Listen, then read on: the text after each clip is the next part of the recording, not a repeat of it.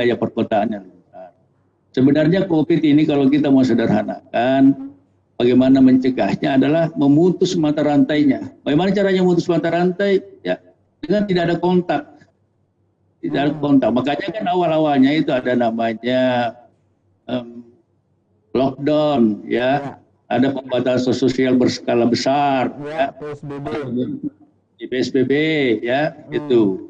Tetapi pemerintah kemudian melihat bahwa sudah bagus untuk sektor kesehatan ini, tetapi di sisi lain di sektor ekonomi menikmati, ya, tidak ada mobilisasi, tidak ada pergerakan. Artinya apa?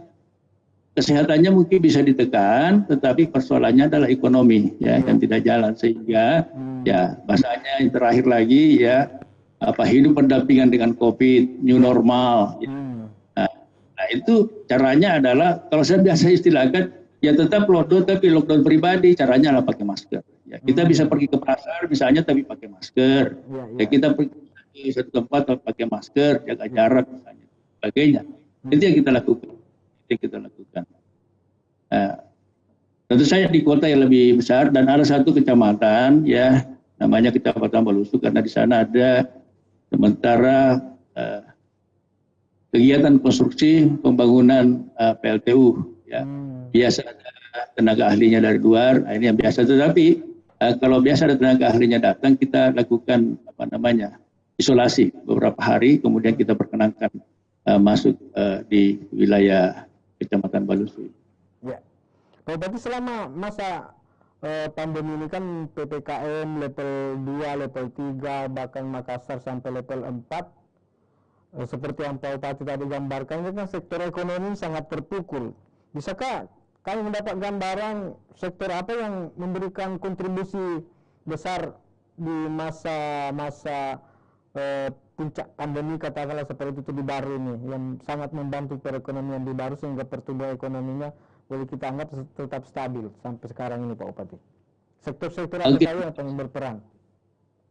Ya, artinya yang membantu itu masih di sektor pertanian, sektor base untuk Kabupaten Baru, ya.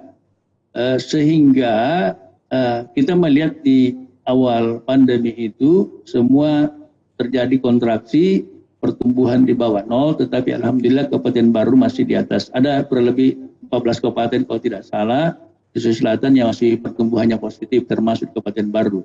Walaupun pertumbuhannya sekitar 0,87. Ya, ini dari sektor pertanian. Tetapi lalu kemudian kami melihat bahwa tantangan COVID ini justru mengundang kreativitas dari anak-anak muda kita, ya, anak-anak muda kita milenial ini dengan beberapa produk-produk kekinian, alhamdulillah. Bahkan misalnya di Baru, ya, mungkin karena pandemi ini ya sudah muncul juga yang namanya jasa-jasa. Ada berapa jasa-jasa penghantaran, ya, jasa-jasa penghantaran. Ya, alhamdulillah, ya, anak kita ya membuat inovasi-inovasi sehingga, dan saya pikir nanti ini lepas pandemi COVID ini tentu ini akan berkembang. Tetapi tetap masih di sektor pertanian. Itu di luar yang kita kenal selama ini, Pak Bupati.